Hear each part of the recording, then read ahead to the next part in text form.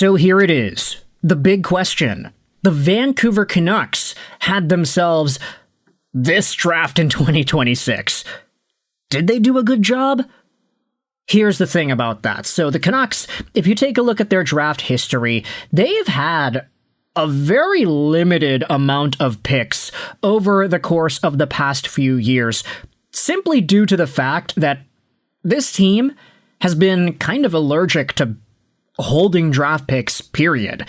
In 2026, the Vancouver Canucks made 9 draft picks. That is 3 more than they had in 2025. That is 4 more than they had in 2024. That is 2 more than they had in 2023. And that is 3 more they had in 2022 and 2021. The Canucks had some down times drafting players out of the past few years, with these 2 drafts specifically, 2020 and 2021, getting 0 NHL games. Big shout out over to Martin, who has just subscribed to the channel here whilst we are recording this video. You have to go all the way back to 2019 to find a reasonably successful draft class for the Canucks. Podkolzin, Höglander, Artur Shilovs, I'd say that all of these guys are reasonably okay. And then 2022, Elias Pettersson, Kudryavtsev, Lekaramaki. These guys are good too, but they're still young, they're still developing. We'll see what happens. This season, though, the Vancouver Canucks took themselves a very specific archetype of player, and starting from Caleb Malhotra at 3rd overall, the list got more interesting as the draft went on. In order to dive into whether or not the Canucks actually did a good job, let's take a look at what some scouts and writers have to say. This is what Elite Prospects posted on their website. They gave the Vancouver Canucks an A+ for their draft.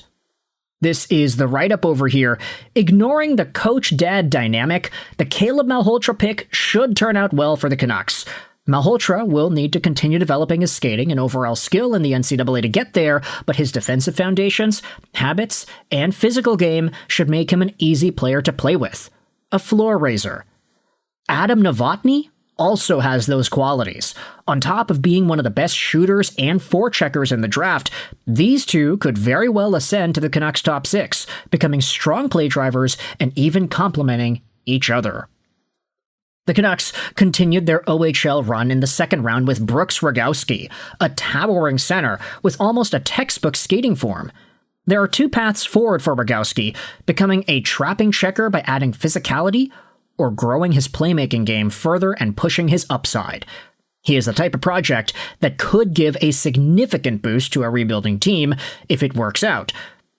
Then came some swings for upside, starting with Niklas Aaram-Olsen, a developed shooter who needs to round out his skill set. Yaroslav Bryzgalov is just as interesting. He's limited by his skating, but has developed the short-range, pacey playmaking game to overcome it, not to mention flashes of a heavy forechecking game.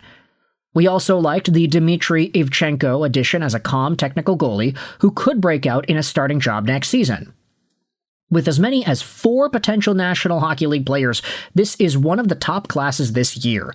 Great work from an organization that desperately needed an injection of talent.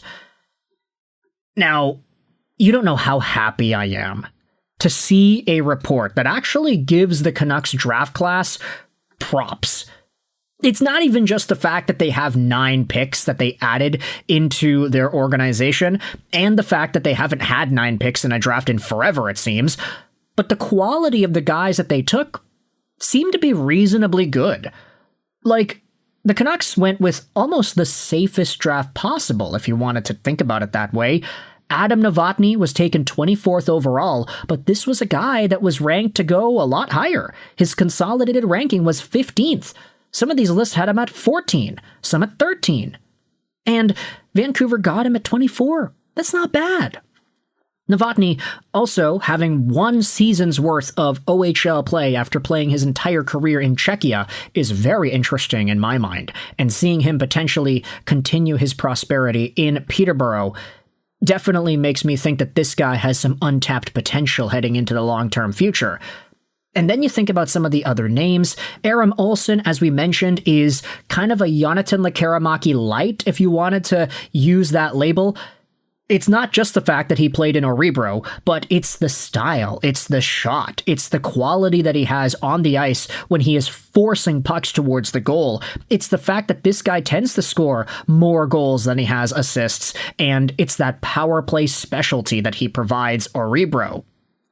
Then you also have that big, bad Brooks Rogowski, a physical tree of a hockey player, 6'7", 236, a right-handed guy. I saw some people go out there and dismiss the Rogowski pickup in a way that kind of undermines his ceiling. I can understand if you have reservations about whether or not big players should be drafted because they're big, but for Rogowski, a guy who genuinely has good skating, I think there's a lot more to like out of his game rather than just labeling him as a giant. Either way, the Canucks did continue with getting some pretty interesting names throughout the course of the draft. Of course, we made videos on all of these guys, so you could check out the YouTube channel to see our extended look there. But it's not even just the folks on Elite Prospects that gave the Canucks a good rating. Scott Wheeler went out there and talked about some of Vancouver's picks. This is what he said about Aaram-Olsen in the second round over there, 41st overall. My favorite pick of their draft might have been that Niklas Aaram-Olsen pick at 41. He was rated at the end of my first round, is a strong athlete and skater, and has an NHL shot and legit skill off the flank and in open ice. He was one of the only forwards selected on day 2 that I could see playing on an NHL power play someday. Now, whether or not that's a power play 1 or a power play 2 remains to be seen. I mean, Aaram-Olsen is a left-handed shot. If you wanted to think about the top-tier shooters of the future, Lekkerimäki's a righty, Aaram-Olsen's a lefty, maybe you can have 2 Örebro graduates on the same flank, or not the same flank, excuse me, on the same power play unit on opposite flanks? Maybe that makes sense. Let's take a look at some of the comments over here. Thomas Drance posted his Canucks NHL Draft notebook. The Canucks wanted to get bigger, and they wanted to get faster. Aaram-Olsen is a proper freak-level athlete. At the NHL Draft Combine, Aaram-Olsen absolutely crushed the various jump-related athletic tests. These are typically the tests that NHL talent evaluators pay attention to the most, largely because they are seen as correlated with explosive skating ability. In the standing long jump test in particular, Aaram-Olsen recorded the best result in this draft class. The only players within 2 inches of Aaram-Olsen's results were also 2 inches taller than the new Canucks winger. Darn, I wanted to get smaller and slower. Novel concepts. Prioritizing skating ability is a nice mention, though. It's about time. It's not inherently bad to seek size and speed, but I do think it's a funny notion to place extra emphasis on it after a year where the Stanley Cup Finals was between the slowest roster and a roster with multiple Smurfs in its top 6. Ryan Johnson is playing 5D chess. He is not copying the current Cup champs, he is copying the 2030 champs. And this is a conversation that I had seen pop up on social media in various capacities too. Vancouver didn't take too many guys that were like smaller. They took a number of guys with decent size and some proper two-way ability too. It seemed like they swung for some pretty high floor guys. Not necessarily sacrificing ceiling, but not taking any huge tremendous swings, just capitalizing on guys that were there. Novotny was available at 24, probably should have been drafted earlier. They took him. Niklas Aaram-Olsen probably should have been drafted earlier in the eyes of some scouts. They took him at 41. And then a lot of these other pickups, they're just guys that the Canucks see as valuable. I have seen some critiques on whether or not Vancouver is building the right kind of roster in today's NHL. When you look at a guy that almost won the gosh darn Conn Smythe and Logan Stankoven, by the way, former BC guy and a 5'8" forward, maybe speed and size isn't necessarily the winning combination in 2026, but at the end of the day, I do think the Vancouver Canucks made good work with the guys that they had and the ideas that they have. By all accounts, it seems like all these names have good personalities as well, which is another area of emphasis the Canucks have definitely placed their focus on. They want to have good prospects with good heads on their shoulders and good people to foster them into the Canucks organization. With that said, you can let me know your thoughts in the comments section. Do you agree with Elite Prospects' rating of Vancouver's draft, giving them an A+? Are you a little bit more pessimistic on the style of guys Vancouver drafted? Let me know your thoughts in the comment section below. I hope you enjoyed this video,